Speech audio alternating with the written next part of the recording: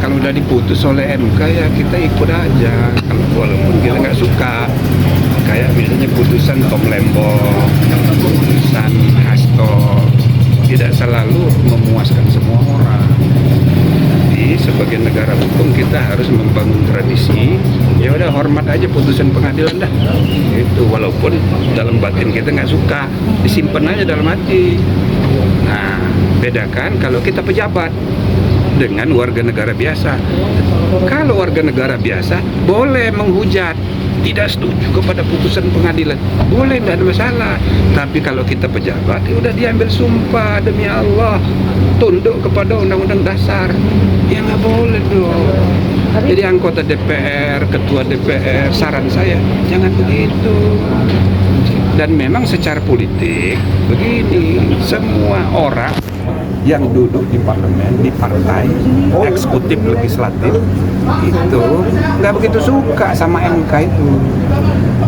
Tapi kalau dia bersuara berbeda, dan putusan yang kemarin itu harus dihormati. 9 orang nggak ada perbedaan, tidak ada dissenting opinion. Artinya utuh dia.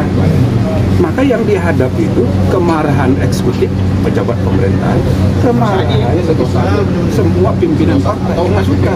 Satu, mereka itu umumnya merasa tugas saya, kewenangan saya, kok diambil alih oleh MK, belajar nih MK, itu, gitu kan? Ada yang bilang melanggar konstitusi, jangan apa-apa, tapi kan udah diputus, diatur aja di undang-undang, implementasinya bagaimana? Nggak usah diperdebatkan, kan sudah diperdebatkan di persidangan. Ada yang bilang ini melanggar konstitusi, 5 tahunan pemilu. Begini, norma hukum itu ada 2, norma yang bersifat tetap, norma yang bersifat transisi.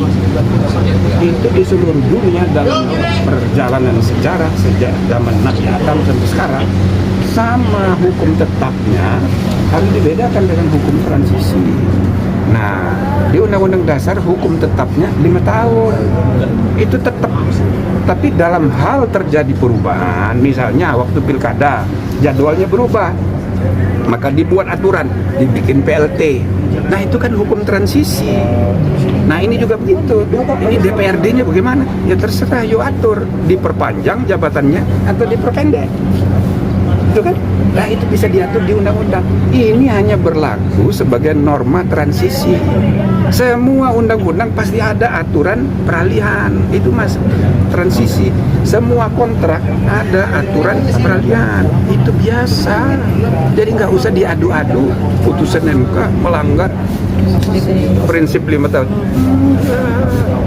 Diatur aja teknisnya di undang-undang. Nah, kalau terjadi perubahan, misalnya apakah diperpanjang masa jabatan anggota DPRD atau diperpendek, dalam prinsip perubahan hukum ya, dan itu asas di dalam KUHP pasal 1.